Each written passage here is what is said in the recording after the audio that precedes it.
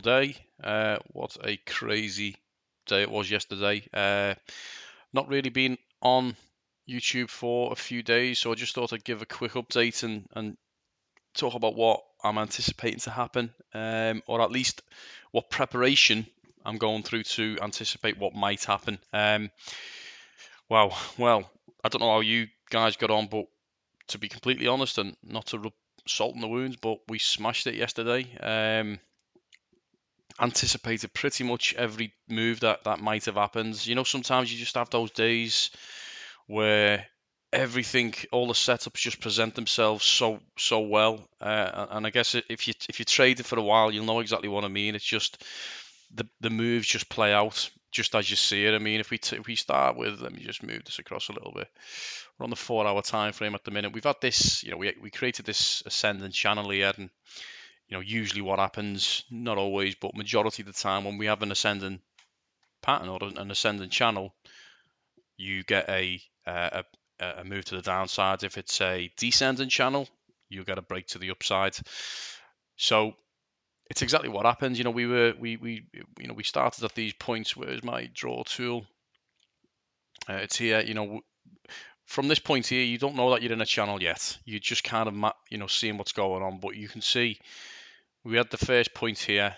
Here's the second, and then we have a data point here. So when you get that data point, obviously you start to create structure, and then you're seeing these data points where we're just getting rejected around this area, and it allows you to then build out what you can perceive as maybe, you know, some sort of a plan coming to play. So as I say, we could see that this ascending channel was being built. Let me just get rid of them really quick. And you know, we were anticipating a move to the downside. So I think this was the Asian markets, where the Asian market came in a day or two ago, and you know, they just really ripped it down, and we took a nice profit. I think we took about a 46% profit move at that point, which was fantastic. We missed this one here, to be completely honest. However, rather than wait for the long, you know, because we was oversold, you know, we look at the MFI, we were definitely oversold. I wanted to wait for a retest to see how that was perceived. And you know, this is trading 101. You know, what becomes support can act as resistance, and we had a sell order, but we'd also built in a DCA method above. So if we did go higher, you know, realistically we can get filled and build up our average position as we try to claim more profit. But effectively, what had happened is it, you know, played out perfectly. It came straight back up, came and tagged this mark. We got our order filled. And then we came right back down again. So again, we took some more fantastic profits, and that was amazing. I mean, I don't, if anyone is interested, we have our own Discord server. Got lots of really cool people in there, all with the same kind of, you know, passion for trading and TA and kind of identifying, you know, what's going on with the market. So feel free. The link will be in the description to come and join if you guys want. So yeah, what is the trading plan? Well, we don't. You know, we're never going to chase the snake, so to speak. So I'm not looking for getting into a short here. That's just how you get wrecked. You know, that's how people. And you can see big high volume candles. You know, 50% of this candle maybe is where the, you know, you start to see the building of shorts coming in here, and you know, all the retailers are getting kind of excited, and then the institutional money might come in, whip the candle down, and then everyone jumps on the bandwagon. All the retailers jumping in and setting the stop losses and the liquidation points, and then they reverse it straight back up again. And normally, what are you looking for is to recover about 50% of this candle. Still hasn't done it yet with this one. Asian markets last night, yeah, wasn't happy with the amount of blood and wanted further blood. That's great. Come down and, you know, got as low as, I don't know, nearly 17k. Depends. I mean, I think on the live, I'm using Qcoin to trade. On the live Bitcoin price, I think we went maybe as low as 16,900, but the mark price, or the average price of all the central exchanges, actually only got to 17,401. So, you know, what are we doing now? We're just anticipating further move. I mean, these may not get filled. I mean, these are TA that we've reviewed, which we're pretty confident about. Which, you know, the anticipation is if we do come down and get these areas, we've got long positions built at these areas specifically to DCA back to the upside. And I say that simply because, you know, look, squeeze momentum, we're still in the momentum phase. We're not in the squeeze phase yet. We are on the 4 hour, but we can still see further rejection. So hoping to come down and tag some of these positions before we come, move back to the upside. So why these lines, or why these areas? Well, if we go back to, let's go, yeah, we'll stay on the 4 hour. Ooh, let's get rid of my draw tool. Let's just bring this along.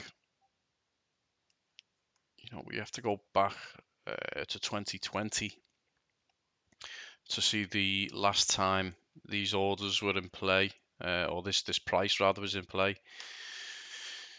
So let me just bring this up a little bit. I think you'd be glad to know. I mean, right now my laptop's been absolutely terrible. This is really this laptop isn't geared for this kind of effort. But I have a Mac Studio on order, Mac Studio Max. I was thinking about the Ultra, but just for the price position, I thought let's just stick with the Max. I was looking actually at the MacBook Pro, and I couldn't really make my mind up whether to go for the MacBook Pro or the Mac Studio. But given I've got a 49-inch Super Ultra, you know, whatever you want to call it, widescreen, it just made sense that I've got all of the peripherals. So I decided on that Studio Max. If anyone's got if anyone's got a Studio Max, I'd appreciate some feedback, because I can't wait for it to come, so we can really up our game.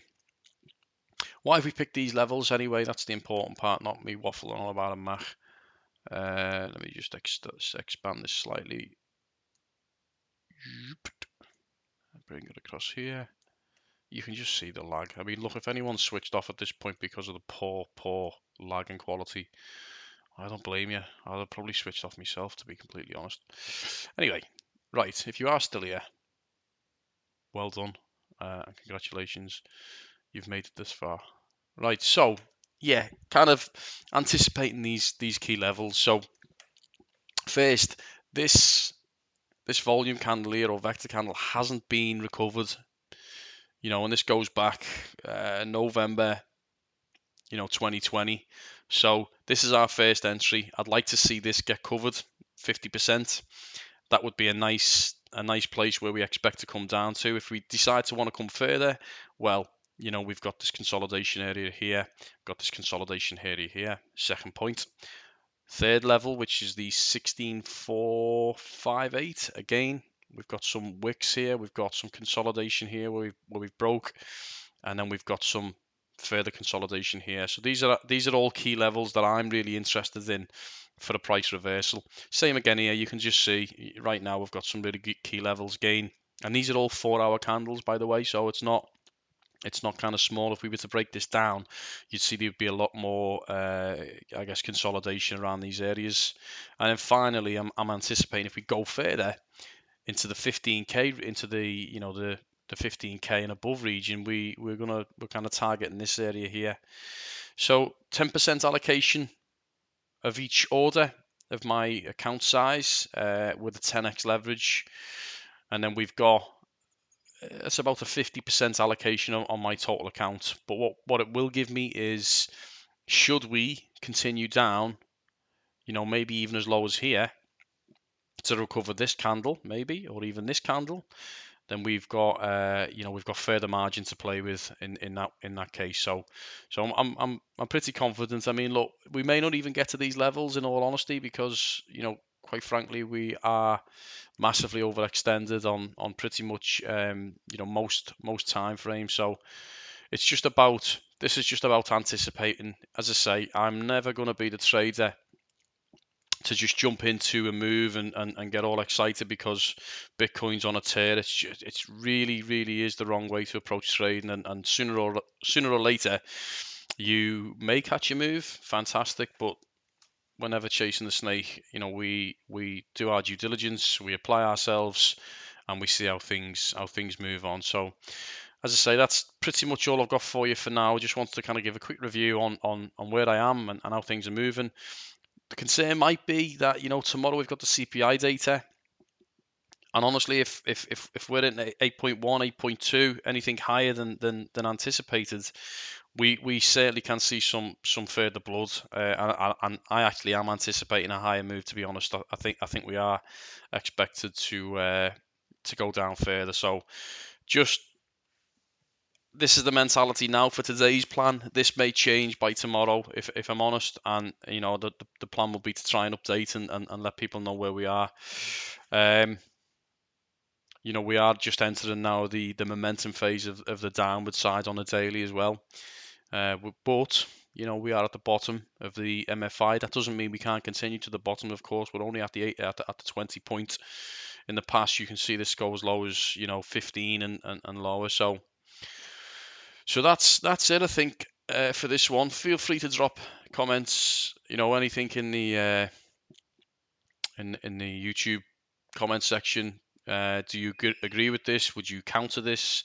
Let me hear what you say. As I say, link will be in the description to come and join the Discord server. Lots of awesome people in there who are kind of like-minded and whatever else. So with that being said, we'll leave this one here, and I will catch you guys in the next one.